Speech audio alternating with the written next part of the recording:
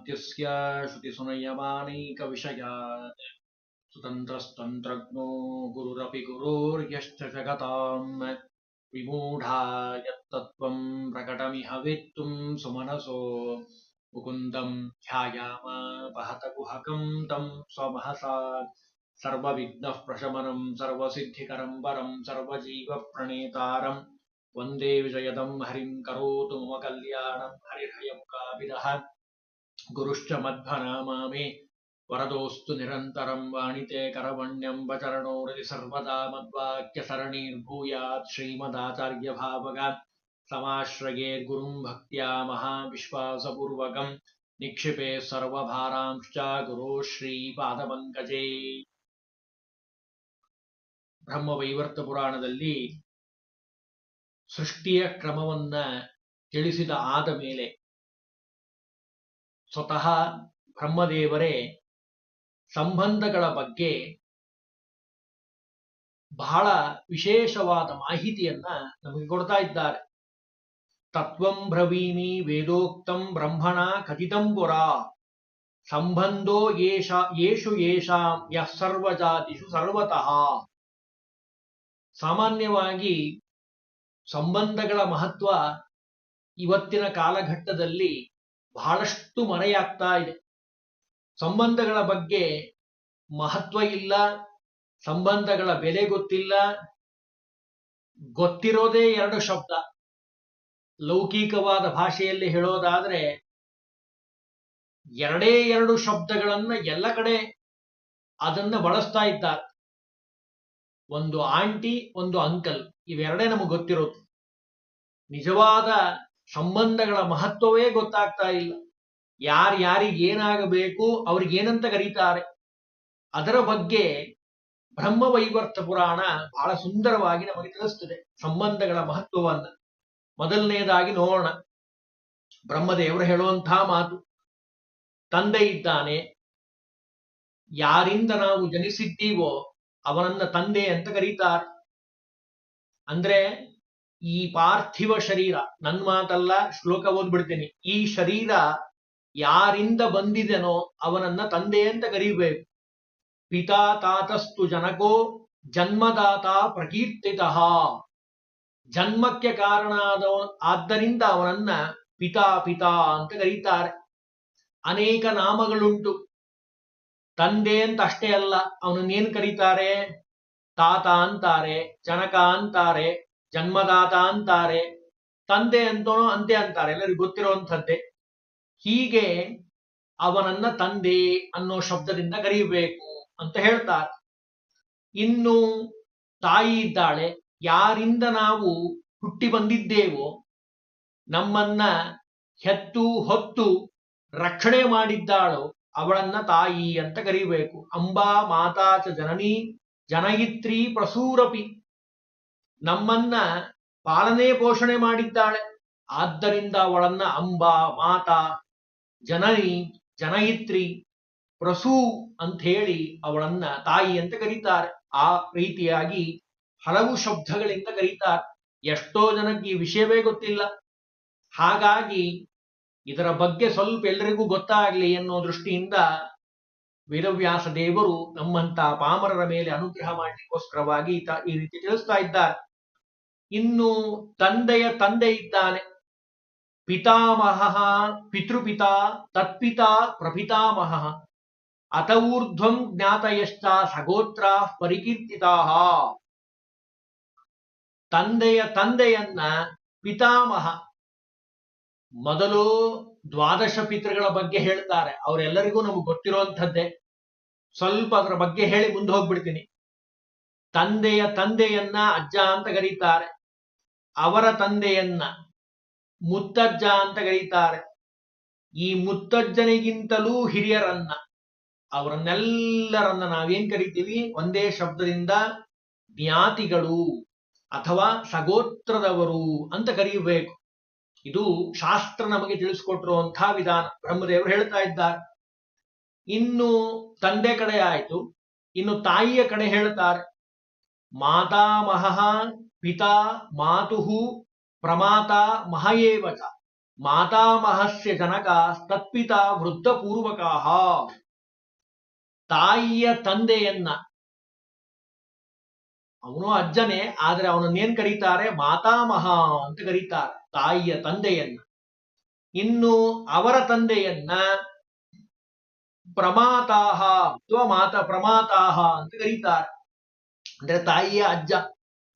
ಇನ್ನು ತಂದೆಯ, ಆತನ ತಂದೆ ಏನಿದ್ದಾನಲ್ಲ ಅವನನ್ನ ವೃದ್ಧ ಮಾತಾಮಹ ಅಂತ ಕರೀತಾರೆ, ಅಂದ್ರೆ ಮಾತಾಮಹನ ಅಜ್ಜ.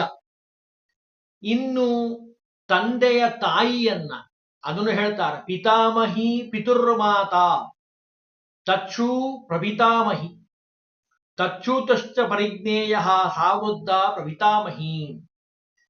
ತಂದೆಯ ತಾಯಿಯನ್ನ ಪಿತಾಮಹಿ ಅಂತ ಕರೀತಾರೆ, ಪಿತಾಮಹಿಯ ಅತ್ತೆಯನ್ನ, ತಾಯಿಯನ್ನಲ್ಲ ಅತ್ತೆಯನ್ನ, ಪ್ರಪಿತಾಮಹಿಯ ಅತ್ತೆಯನ್ನ ಪ್ರಪಿತಾಮಹಿ ಅಂತ ಕರೀತಾರೆ. ಪಿತಾಮಹಿಯ ಅತ್ತೆಯನ್ನ ಪ್ರಪಿತಾಮಹಿ ಅಂತಾರೆ. ಪ್ರಪಿತಾಮಹಿಯ ಅಜ್ಜಿ ಅತ್ತೆಯನ್ನ ವೃದ್ಧ ಪ್ರಪಿತಾಮಹಿ ಅಂತ ಕರೀತಾರೆ. ಇನ್ನು ಮಾತಾಮಹಿ ಮಾತೃಮಾತ ಮಾತೃತುಲ್ಯ ಚ ಪೂಜಿತ ಪ್ರಮಾತಾ ಮಾಹೀತಿ ಜ್ಞೇಯ ಪ್ರಮಾತಾ ಮಹಕಾಮಿನಿ. ತಾಯಿಯ ತಾಯಿ ಮಾತಾಮಹಿ ಅಂತ ಅನಿಸ್ಕೊಳ್ತಾಳೆ, ಆಕೆ ತಾಯಿಯಂತೆ ಪೂಜ್ಯಳಾಗಿರುವಂಥವಳು. ಅದಕ್ಕೆ ನೋಡಿ, ಸಾಮಾನ್ಯವಾಗಿ ಅಜ್ಜಿ ಮನೆಗೆ ಹೋಗೋದು ಅಂದ್ರೆ ಭಾರೀ ಉತ್ಸಾಹ, ಎಲ್ಲರಲ್ಲಿ ಅದನ್ನು ನಾವು ಕಾಣ್ತಾ ಇದ್ದೀವಿ. ತಾಯಿಯ ತಾಯಿ ಮತ್ತು ತಂದೆ ಮೇಲೆ, ಆ ತಂದೆ ತಾಯಿಗಳು ಅಜ್ಜಂದ್ರಿಗೂ ಮೊಮ್ಮಕ್ಕಳ ಮೇಲೆ ಬಹಳ ಪ್ರೀತಿ, ಈ ಮೊಮ್ಮಕ್ಕಳಿಗೂ ಆ ತಾಯಿಯ ತಂದೆ ತಾಯಿ ಮೇಲೆ ಬಹಳ ಪ್ರೀತಿ. ತಾಯಿಯ ತವರ ಮನೆ ಅಂದ್ರೆ ಮೊಮ್ಮಕ್ಕಳಿಗೆ ಬಹಳ ಸರಿಗೆ, ಬಹಳ ಪ್ರೀತಿ. ಅದನ್ನು ಇಲ್ಲಿ ಹೇಳ್ತಾ ಇದ್ದಾರೆ. ಅವಳು ತಾಯಿಯಷ್ಟೇ ಪೂಜ್ಯಳಾಗಿರುವಂಥವಳು, ಅಷ್ಟು ಪ್ರೀತಿಯಿಂದ ಅವಳನ್ನ ಗೌರವದಿಂದ ಕಾಣಬೇಕು ಅಂತ ಹೇಳ್ತಾರೆ. ಇನ್ನು ಮುಂದೆ ಹೇಳ್ತಾರೆ, ಈ ಸಂಬಂಧದ ಬಗ್ಗೆನೂ ಬಹಳ ಚೆನ್ನಾಗಿ ಗೊತ್ತಾಗಬೇಕು. ಪಿತೃಭ್ರಾತ ಪಿತೃವ್ಯಶ್ಚ ಮಾತೃಭ್ರಾತ ಚ ಮಾತುಲಃ. ಈ ಶ್ರಾದ್ದ ಮಾಡುವಂತಹ ಸಂದರ್ಭದಲ್ಲಿ ಈ ಎಲ್ಲ ಶಬ್ದಗಳನ್ನ ಬಳಸ್ತಾರೆ. ಗಮನ ಕೊಟ್ಟು ಕೇಳಿಸ್ಕೊಂಡ್ರೆ ಚೆನ್ನಾಗಿ ಗೊತ್ತಾಗತ್ತೆ. ಶ್ರಾದ್ದ ಮಾಡೋರಿಗೂ ಅನುಕೂಲ, ಮತ್ತೆ ಮನೆಯಲ್ಲಿರುವಂಥವರಿಗೂ, ಎಲ್ರಿಗೂ, ಸ್ತ್ರೀಯರಿಗೆ, ಪುತ್ರರಿಗೆ, ಮಕ್ಕಳಿಗೆ, ಎಲ್ರಿಗೂ ಇದು ಅತ್ಯಂತ ಅವಶ್ಯಕವಾಗಿರುವಂಥದ್ದು. ತಂದೆಯ ಸೋದರರು ಅಂತ ಯಾರಿದ್ದಾರೋ ಅವರೆಲ್ಲರನ್ನ ನಾವೇನ್ ಕರಿತೀವಿ? ಪಿತೃವ್ಯರು ಅಂತ ಕರೀತಾರೆ. ಪಿತೃವ್ಯರು ಅಂದ್ರೆ ಪೃಥುವ್ಯಶ್ಚ ಅಂದ್ರೆ ತಂದೆಯ ಸೋದರರು, ಚಿಕ್ಕಪ್ಪ ಆಗಿರ್ಬೋದು ಅಥವಾ ದೊಡ್ಡಪ್ಪ ಆಗಿರ್ಬೋದು, ಅಂದ್ರೆ ತಂದೆಯ ಅಣ್ಣಂದ್ರಾಗಿರ್ಬೋದು, ತಂದೆಯ ತಮ್ಮಂದ್ರಾಗಿರ್ಬೋದು. ದೊಡ್ಡಪ್ಪ ಮತ್ತು ಚಿಕ್ಕಪ್ಪ ಅವರನ್ನ ನಾವೇನ್ ಕರಿತೀವಿ? ಪಿತೃವ್ಯ ಅಂತ ಕರೀತಾರೆ. ಇನ್ನು ಮಾತೃಭ್ರಾತ ಚ ಮಾತುಲಃ. ತಾಯಿಯ ಸಹೋದರ ಅಂತ ಏನಿರ್ತಾರಲ್ಲ ಅವರನ್ನ ನಾವೇನ್ ಕರಿಬೇಕು? ಮಾತುಲ. ಮಾತುಲ ಅಂದ್ರೆ ಕನ್ನಡದಲ್ಲಿ ಸೋದರ ಮಾವ, ಬಹಳ ಅತ್ಯಂತ ಪೂಜ್ಯನಾಗಿರುವಂಥವನು. ನಮ್ಮಲ್ಲಿ ಗಾದೆ ಮಾತು ನಾವು ಸಾಮಾನ್ಯವಾಗಿ ಹೇಳ್ತಿರ್ತಾರೆ ಲೋಕದಲ್ಲಿ, ತಾಯಿ ನಂತರ ಸೋದರ ಮಾವ. ತಾಯಿ ಬಹಳ ಪೂಜ್ಯಳು, ತಾಯಿ ಇಲ್ಲ ಅಂದ್ರೆ ಅದರ ನಂತರದ ಮುಖ್ಯ ಸ್ಥಾನ ಅದು ಸೋದರ ಮಾವನಿಗೆ. ಅಷ್ಟು ಆ ತಾಯಿಯ ಒಂದು ಲಕ್ಷಣವನ್ನ ಹೊಂದಿರುವಂಥವನು ಆ ಮಾತುಲ, ಸೋದರ ಮಾವ. ಎಷ್ಟೋ ಮಕ್ಕಳಿಗೆ ಈ ವಿಷಯವೇ ಗೊತ್ತಿಲ್ಲ, ದೊಡ್ಡವರಿಗೆ ಗೊತ್ತಿಲ್ಲ, ಮಕ್ಕಳಿಗಂತೂ ಬಿಡ್ರಿ. ಅದಕ್ಕೆ ಬ್ರಹ್ಮವೈವರ್ತ ಪುರಾಣ ನಮಗೆಲ್ಲ ಬಹಳ ಸುಂದರವಾಗಿ ಸಂಬಂಧಗಳ ಮಹಿಮೆಯನ್ನು ತಿಳಿಸ್ತಾ ಇದೆ. ಯಾರನ್ನ ಏನಂತ ಕರೀಬೇಕು, ಏನಂತ ಸಂಬೋಧನೆ ಮಾಡಬೇಕು. ಪಿತೃಭ್ರಾತ ಪಿತೃವ್ಯಶ್ಚ ಮಾತೃಭ್ರಾತ ಚ ಮಾತುಲಃ. ತಾಯಿಯ ಅಣ್ತಮ್ಮ ಅಂತ ಯಾರಾದ್ರೂ ಇದ್ರೆ ಅವರನ್ನ ಮಾತುಲ ಅಂತ ಕರೀತಾರೆ, ಸೋದರ ಮಾವ ಅಂತ ಕರೀತಾರೆ ಕನ್ನಡದಲ್ಲಿ. ಇನ್ನು ಪಿತೃಶ್ವಸ ಪಿತುರ್ ಮಾತುರ್ ಶ್ವಸ ಮಾತುರ್ ಸ್ವಸ ಸ್ಮೃತ ಅಂದ್ರೆ ತಂದೆಯ ಸಹೋದರ ಸಹೋದರಿಯರು, ತಾಯಿಯ ಸಹೋದರ ಸಹೋದರಿಯರು, ಚಿಕ್ಕಮ್ಮ ದೊಡ್ಡಮ್ಮಂದಿರು. ಸಾಮಾನ್ಯವಾಗಿ ತಾಯಿಯ ಅಕ್ಕ ತಂಗಿಯರನ್ನ ನಾವೇನ್ ಕರಿತೀವಿ? ಅಕ್ಕ ಆಗಿದ್ರೆ ದೊಡ್ಡಮ್ಮ, ತಂಗಿ ಆಗಿದ್ರೆ ಚಿಕ್ಕಮ್ಮ. ತಂದೆ ಕಡೆನೂ ಅಷ್ಟೇ, ದೊಡ್ಡಮ್ಮ, ದೊಡ್ಡಪ್ಪನ ಹೆಂಡತಿ ಆಗಿದ್ರೆ ದೊಡ್ಡಮ್ಮ, ಚಿಕ್ಕಪ್ಪನ ಹೆಂಡತಿ ಆಗಿದ್ರೆ ಚಿಕ್ಕಮ್ಮ ಅಂತ ಕರಿಬೇಕು ಅಂತ ಹೇಳ್ತಾ ಇದೆ ಶಾಸ್ತ್ರ. ಆ ರೀತಿಯಾಗಿ ಕರಿಬೇಕು. ಇವತ್ ನಾವೇನ್ ಎರಡು ಇಟ್ಕೊಂಡಿದ್ದೀವಲ್ಲ ಅದಲ್ಲ, ಇದು ಸರಿಯಾದ ಕ್ರಮದಲ್ಲಿ ಈ ರೀತಿಯಾಗಿ ಸಂಬೋಧನೆ ಮಾಡಬೇಕು ಅಂತ ಹೇಳ್ತಾರೆ. ಇನ್ನು ಸೂನುಶ್ಚ ತನಯ ಪುತ್ರೋ ದಾಯಾದಶ್ಚಾತ್ಮಜ ತಥಾ, ಇನ್ನು ಹೊಟ್ಟೆಯಲ್ಲಿ ಹುಟ್ಟು ಬಂದಂತಹವರನ್ನ ತನಯ ಮಗ ಅಂತ ಕರೀತಾರಲ್ಲ, ಅದೇ ತನಯ, ಸೂನು, ದಾಯಾದ, ಆತ್ಮಜ, ಮಗ, ಹೀಗೆ ನಾನಾ ವಿಧವಾದ ಹೆಸರುಗಳಿಂದ ಅವನನ್ನ ಕರೀಬೇಕು. ಮಗ ಅಂತ ಕರೀತಾರೆ, ಆತ್ಮಜ ಅಂತ ಕರೀತಾರೆ, ತನಯ ಅಂತ ಕರೀತಾರೆ, ತನುಜ ಅಂತಾರೆ. ತನು ಅಂದ್ರೆ ದೇಹ, ದೇಹದಿಂದ ಹುಟ್ಟಿದಂಥವನು, ಆದ್ದರಿಂದ ಅವನನ್ನ ಮಗ ಅಂತ ಕರೀಬೇಕು. ಇಷ್ಟೇ ಅಲ್ಲ, ಧನಭಾಗ್ವಿರ್ ಯಜತ್ಯಶ್ಚೈವ ಪುಂಸಿ ಜನ್ಯೇ ಚ ವರ್ತತೆ, ಜನ್ಯಾಯಾಂ ದುಹಿತಾ ಕನ್ಯಾ ಆತ್ಮಜ ಪರಿಕೀರ್ತ್ಯತ. ಯಾಕೆ ಅವನನ್ನ ಮಗ ಅಂತ ಕರಿಬೇಕು ಅಂತ ಕೇಳಿದ್ರೆ, ತನ್ನ ಶಕ್ತಿಯಿಂದ, ವೀರ್ಯ ಶಕ್ತಿಯಿಂದ ಅವನನ್ನು ಹುಟ್ಟಿರ್ತಾನೆ. ತನ್ನ ನಂತರ ಪೂರ್ಣವಾದ ಆಸ್ತಿಗೆ ಅಂದ್ರೆ ಎಲ್ಲ ಕರ್ಮಗಳಿಗೆ ಅವನು ಹಕ್ಕದಾರನಾಗಿರ್ತಾನೆ. ಇಷ್ಟೇ ಅಲ್ಲ, ಪುನ್ನಾಮ ಅನ್ನುವಂತ ನರಕದಿಂದ ಇವರನ್ನ ಪಾರು ಮಾಡ್ತಾನೆ. ಆದ್ದರಿಂದ ಅವನನ್ನ ಪುತ್ರ ಅಂತ ಕರೀತಾರೆ. ಇನ್ನು ಮಗನ ಬಗ್ಗೆ ಹೇಳಿದ್ರು. ಅಕಸ್ಮಾತ್ ಹೆಣ್ಣು ಮಕ್ಕಳು ಹುಟ್ಟಿದ್ರೆ ಅವಳನ್ನ ಏನಂತ ಕರಿಬೇಕು ಅಂತ ಕೇಳಿದ್ರೆ, ಕನ್ಯಾ ಕನ್ಯಾ ಅಂತ ಕರಿಬೇಕಂತ. ಇಲ್ಲ, ದುಹಿತ, ದುಹಿತ ಅಥವಾ ಕನ್ಯಾ ಅನ್ನೋ ಶಬ್ದಗಳಿಂದ ಆ ಹೆಣ್ಣು ಮಕ್ಕಳನ್ನ ಕರಿಬೇಕು ಅಂತ ಹೇಳ್ತಾರೆ. ಇನ್ನು ಮಗ ಇದ್ದಾನೆ, ಆ ಮಗನಿಗೆ ಸೊಸೆಯನ್ನ ತಗೊಂಡ್ಬಂದಿದ್ದೀರಿ, ಮದುವೆ ಮಾಡಿಕೊಂಡು ಕರ್ಕೊಂಡ್ಬಂದಿದ್ದೀರಿ. ಪುತ್ರ ಪತ್ನಿ ವಧೂರ್ಜ್ಞೇಯ ಜಾಮಾತ ದುಹಿತು ಪತಿಹಿ, ಮಗನ ಹೆಂಡತಿ ಅಂತ ಏನಿದ್ದಾಳಲ್ಲ ಅವಳನ್ನ ವಧು, ಅವಳನ್ನ ಕರ್ಕೊಂಡ್ಬಂದಿದ್ದೀರಿ, ಅವಳನ್ನ ವಧು ಅಂತ ಕರೀತಾರೆ. ಮೊದಲು ಸೊಸೆ ಅಂತ ಕರೀತಾರೆ. ಇನ್ನು ಮಗಳ ಗಂಡನನ್ನ ಜಾಮಾತ ಅಂತ ಕರೀತಾರೆ, ಅಳಿಯ. ವಧು ಅಂತ ಕರೀತಾರೆ ಇಲ್ಲಿ ಸೊಸೆಯನ್ನ, ಅಲ್ಲಿ ಜಾಮಾತ ಅಂತ ಕರೀತಾರೆ. ಇನ್ನು ಗಂಡ ಇದ್ದಾನಲ್ಲ ಪತಿ, ಅವನಿಗೊಂದಿಷ್ಟು ಶಬ್ದಗಳನ್ನು ಹೇಳ್ತಾರೆ. ಪತಿಹಿ ಪ್ರಿಯಶ್ಚ ಭರ್ತಾಚ ಸ್ವಾಮಿ ಕಾಂತೆ ಚ ವರ್ತತೆ. ಪತಿ ಅಂತ ಕರೀತಾರೆ, ಪ್ರಿಯ ಅಂತಾರೆ, ಭರ್ತ ಅಂತಾರೆ, ಸ್ವಾಮಿ, ಕಾಂತ, ಇವೆಲ್ಲವೂ ಗಂಡನಿಗೆ ಸಮಾನಾರ್ಥಕವಾದ ಪದಗಳು ಅಂತ ಹೇಳ್ತಾರೆ, ಸಮಾನ ಶಬ್ದಗಳು. ಇನ್ನು ಪತಿಯ ಸಹೋದರರು ಯಾರೇ ಆಗಿರಬಹುದು, ಅವರನ್ನ ಭಾವ ಅಂತಾರೆ, ದೊಡ್ಡವರಾದ್ರೆ ಭಾವ ಮೈದ್ನ ಅಂತ ಅಂತಾರೆ. ಅದು ದೇಶಾಚಾರ ಪದ್ಧತಿ. ಉತ್ತರ ಕರ್ನಾಟಕ, ದಕ್ಷಿಣ ಕರ್ನಾಟಕ, ಮೈಸೂರು ಪ್ರಾಂತ್ಯ, ಹೀಗೆಲ್ಲ ವಿಭಾಗ ಮಾಡಿಕೊಂಡ್ರೆ ಅವ್ರಿಗೆ ಚೆನ್ನಾಗಿ ಗೊತ್ತಾಗತ್ತೆ. ದೇವರಹ ಸ್ವಾಮಿನೋ ಭ್ರಾತ, ನನಂದ ಸ್ವಾಮಿನ ಸ್ವಸ, ಶಶುರಹ ಸ್ವಾಮಿನಸ್ತ, ಶಶುಶ್ಚ ಸ್ವಾಮಿನ ಪ್ರಸೂಹು. ಬಹಳ ಸುಂದರವಾಗಿ ಹೇಳ್ತಾರೆ.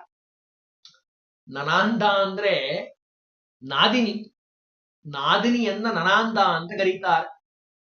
ಇನ್ನು ಪತಿಯ ತಂದೆ ಅವನನ್ನ ಮಾವ ಅಂತ ಕರೀತಾರೆ, ತಾಯಿಯನ್ನ ಅತ್ತೆ ಅಂತ ಕರೀತಾರೆ. ಇದು ಎಲ್ರಿಗೂ ಸರಿಯಾಗಿ ಚೆನ್ನಾಗಿ ಗೊತ್ತಿರುವಂಥದ್ದೇ. ಶ್ವಶುರಃ ಅಂದ್ರೆ ಮಾವ, ಶಶುಶ್ಚ ಅಂದ್ರೆ ಅತ್ತೆ ಅಂತ ಕರೀತಾರೆ. ಇನ್ನು ಭಾರ್ಯ ಜಾಯ ಪ್ರಿಯ ಕಾಂತ ಸ್ತ್ರೀಶ್ಚ ಪತ್ನಿ ಪ್ರಕೀರ್ತತಾಹ. ಬರೇ ಗಂಡಂದ್ ಹೇಳಿದ್ರೆ ಹೆಂಗೆ, ಹೆಣ್ಣಿಂದು ಹೇಳ್ಬೇಕಲ್ಲ. ಹೆಂಡತಿ ಬಗ್ಗೆ ಹೇಳ್ತಾರೆ. ಹೆಂಡತಿಯನ್ನ ಭಾರ್ಯ ಅಂತ ಕರೀತಾರೆ, ಜಾಯ ಅಂತ ಕರೀತಾರೆ, ಪ್ರಿಯ ಅಂತ ಕರೀತಾರೆ, ಕಾಂತ, ಪತ್ನಿ, ಹೀಗೆ ನಾನಾ ವಿಧವಾದ ನಾಮಗಳಿಂದ ಅವಳನ್ನ ಕರೀತಾರೆ. ಇವೆಲ್ಲವೂ ಹೆಂಡತಿ ಶಬ್ದಕ್ಕೆ ಸಮಾನಾರ್ಥಕವಾದ ಪದಗಳು. ಇನ್ನು ಹೆಂಡತಿಯ ತಮ್ಮ ಇರ್ತಾನೆ, ಭಾವಮೈದ್ನ ಅಂತಾರೆ ಕೆಲವು ಕಡೆ. ಅವನನ್ನ ಏನಂತ ಕರೀತಾರೆ ಅಂತ ಕೇಳಿದ್ರೆ, ಪತ್ನಿ ಭ್ರಾತ ಶಾಲಕಶ್ಚ, ಶಾಲಕ ಅಂತ ಕರೀತಾರೆ ಅವನನ್ನು.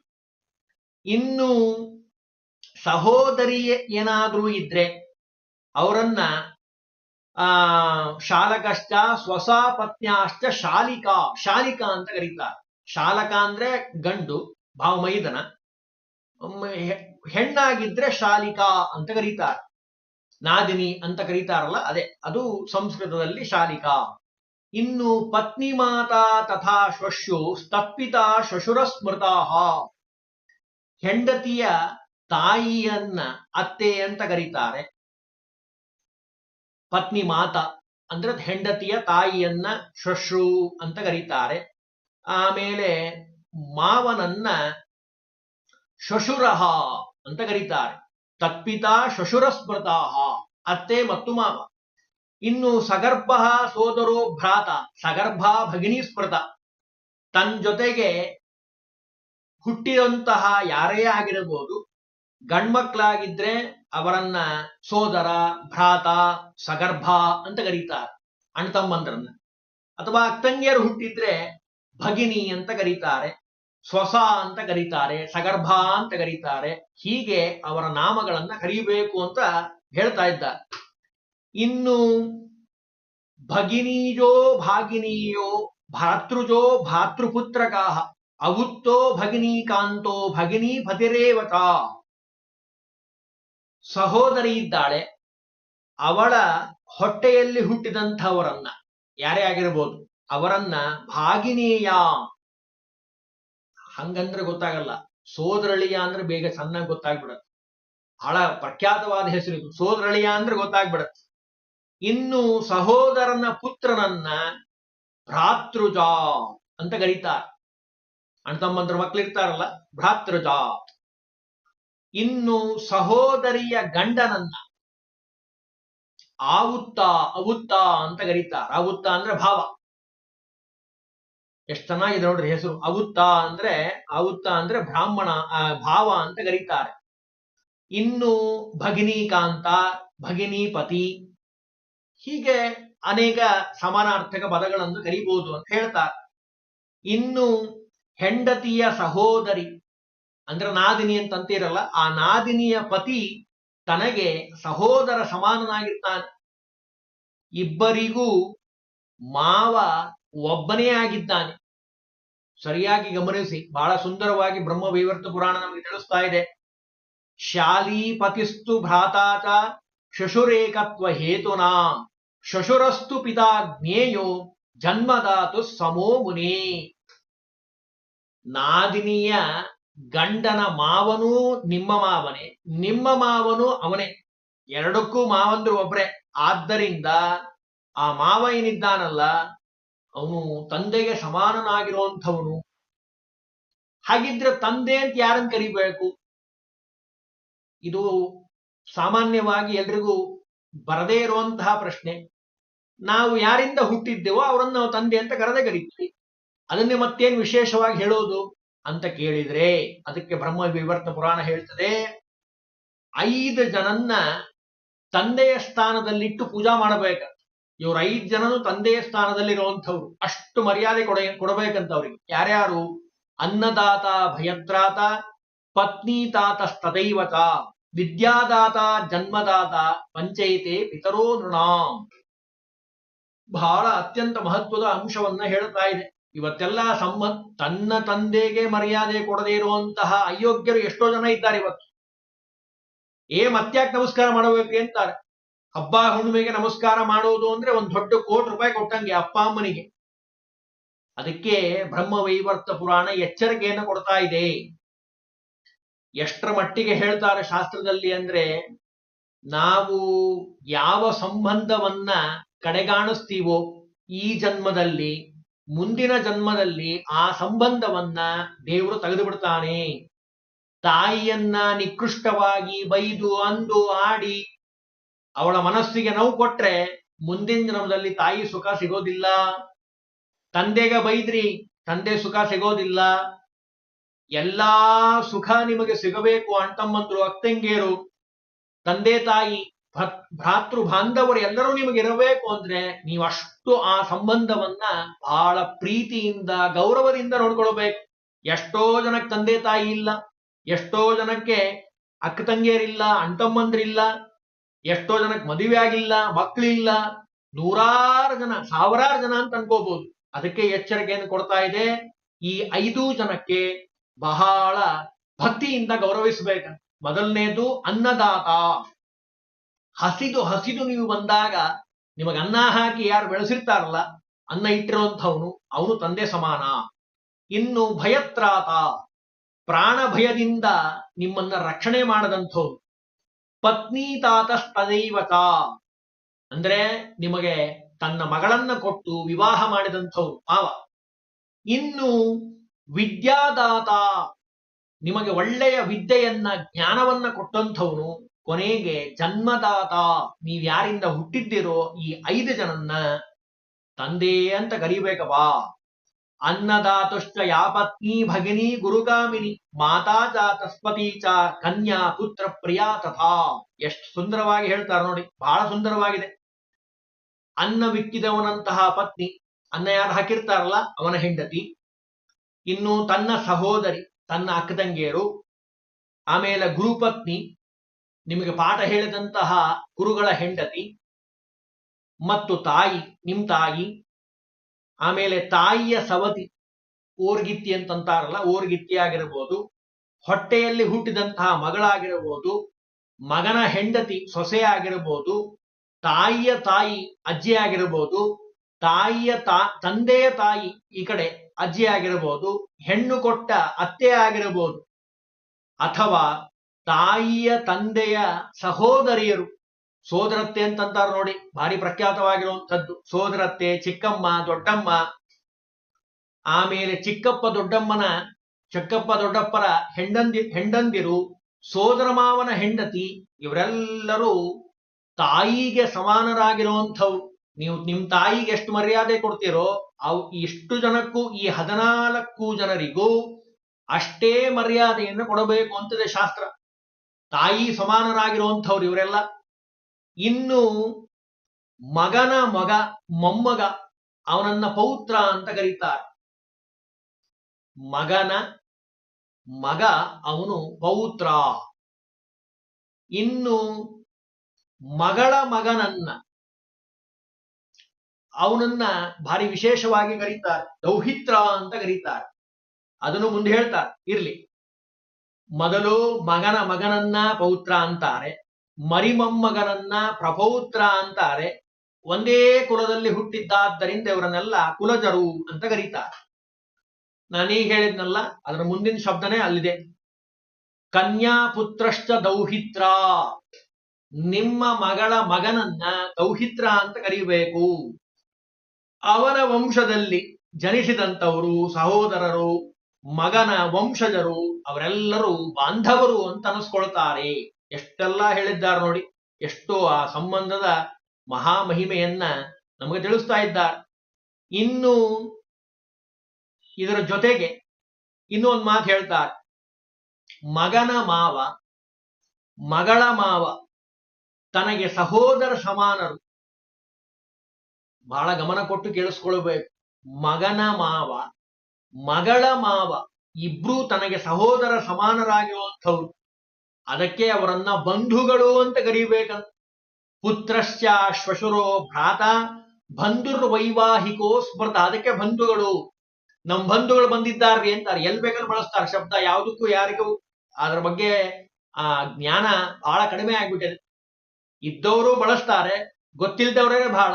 ಬಂಧುಗಳು ಅಂತ ಯಾರನ್ನ ಕರಿಬೇಕು ಅಂತ ನಮಗೆ ಬ್ರಹ್ಮವೈವರ್ತ ಪುರಾಣ ಹೇಳ್ತಾ ಇದೆ. ಬಂಧುಗಳು ಅಂದ್ರೆ ಯಾರು?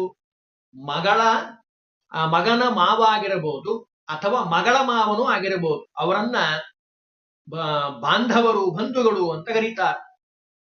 ಇನ್ನು ಮಗಳ ವಿದ್ಯಾದಾತನಾದಂತಹ ಗುರು, ತನಗೆ ಗುರು ಸಮಾನನಾಗಿರುವಂಥವನು. ಸಹೋದರರ ಗುರುಗಳು, ಮಾವಂದಿರು ತನಗೂ ಗುರು ಆಗಿರುವಂಥವ್ರು, ಗುರು ಸಮಾನರು ಅಂತ ಯಾರನ್ನು ಕರೀಬೇಕು ಅಂದ್ರೆ ಇವನ್ನೆಲ್ಲ ಹೇಳ್ತಾರೆ. ಗುರುಶ್ಚ ಕನ್ಯಾಯಾಶ್ಚ ಭ್ರಾತು ಸುಗ್ದಿಗ್ಧ ಸಾಂಧವಾಹ. ಇವರನ್ನೆಲ್ಲ ಗುರುತುಲ್ಯ ಪ್ರಕೀರ್ತತಃ, ಗುರು ಸಮಾನದಲ್ಲಿ ಅವರನ್ನ ಪೂಜೆಯನ್ನ ಮಾಡಬೇಕಪ್ಪ. ಇನ್ನು ಬಂಧೂತ ಏನ ಸಾರ್ಧಂಚ ತನ್ಮಿತ್ರಂ ಪರಿಕೀರ್ತಿತಂ ಮಿತ್ರಂ ಸುಖಪ್ರದಂ ಜ್ಞೇಯಂ ದುಃಖದೋ ರಿಪುರುಚ್ಯತೆ. ಮಿತ್ರ ಅಂತ ಯಾರನ್ನು ಕರಿಬೇಕು? ಮಿತ ಬಹಳಷ್ಟು ಅರ್ಥ ಇದೆ, ಒಂದು ಅರ್ಥ ತಿಳ್ಕೊಳ್ಳೋಣ. ನಮ್ಮನ್ನ ಕಷ್ಟದಿಂದ ದುಃಖದಿಂದ ಪರಿಹಾರ ಮಾಡೋನ್ ಯಾರೋ ಅವನೇ ಮಿತ್ರ.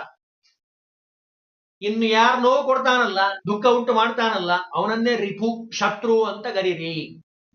ಅಂದ್ರೆ ಸಂಬಂಧದ ಬಗ್ಗೆ ಹೇಳ್ತಾ ಇದ್ದಾರೆ. ಬಾಂಧವೋ ದುಃಖದೋ ದೈವಾನ್ ನಿಸಂಬಂಧೋ ಸುಖಪ್ರದ. ಬಾಂಧವನಾದ್ರೆ ಕೆಲವು ವೇಳೆ ಏನ್ ಮಾಡ್ತಾನೆ, ದೈವಿಕ ಸಂಬಂಧ ಇಲ್ಲದೆ ಇದ್ರೆ ನಮಗೆ ಕೆಡಕನ್ನು ಉಂಟು ಮಾಡ್ತಾನೆ, ನಮಗೆ ದುಃಖವನ್ನೇ ಒದಗಿಸ್ತಾನೆ. ಅದಕ್ಕೆ ಬಹಳ ಸುಂದರವಾಗಿ ಹೇಳ್ತಾರೆ, ಸಂಬಂಧ ಅನ್ನುವಂಥದ್ದು ದೈವಿ ಕೃಪಾ ಕಟಾಕ್ಷದಿಂದ ಬರುವಂಥದ್ದಪ್ಪ. ಸಂಬಂಧ ತ್ರಿವಿಧ ಪುಂಸಾಂ ವಿಪ್ರೇಂದ್ರ ಜಗದೀತಲೇ. ಸಂಬಂಧ 3 ರೀತಿಯಾಗಿರ್ತದಂತೆ, ನಮ್ಗೆ ಗೊತ್ತೇ ಇಲ್ಲ, ನಾವು ಮರ್ತ ಬಿಟ್ಟಿದ್ದೀವಿ. ಅದಕ್ಕೆ ಹೇಳ್ತಾರೆ ಬ್ರಹ್ಮದೇವರು, ವಿದ್ಯೆಯಿಂದ ಉಂಟಾಗಿರುವಂತಹ ಸಂಬಂಧ. ಎರಡನೇದ್ದು ಒಬ್ಬ ತಾಯಿಯಲ್ಲೇ ಹುಟ್ಟಿ ಬಂದಿರುವಂತಹದ್ದು, ಪ್ರೀತಿಯಿಂದ ಒದಗುವಂಥದ್ದು. ಈ 3 ರೀತಿಯಾಗಿರುವಂತಹ ಸಂಬಂಧ ಇದೆ. ಈ 3ರಲ್ಲಿ ಮಿತ್ರ ಸಂಬಂಧವೇ ಬಹಳ ಶ್ರೇಷ್ಠಯುತವಾದದ್ದು. ಪ್ರೀತಿ ಪಾತ್ರವಾದ ಸಂಬಂಧ ಸಿಗೋದು ಬಹಳ ಅಪರೂಪ.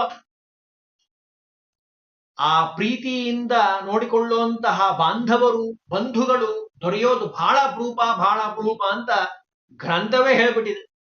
ಮಿತ್ರ ಮಾತ್ರ ಮಿತ್ರ ಭಾರ್ಯ ಮಾತೃತುಲ್ಯಾನ ಸಂಶಯ, ಮಿತ್ರ ಭ್ರಾತ ಮಿತ್ರ ಪಿತ ಭ್ರಾತೃತ ಸಮೋನುಣ. ಸ್ನೇಹಿತನ ತಾಯಿ, ಅವನ ಪತ್ನಿ ತನ್ನ ತಾಯಿಗೆ ಸಮಾನನಾಗಿರುವಂಥವ್ರು. ನೋಡ್ರಿ ಎಷ್ಟೆಲ್ಲ ಹೇಳಿದ್ದಾರೆ.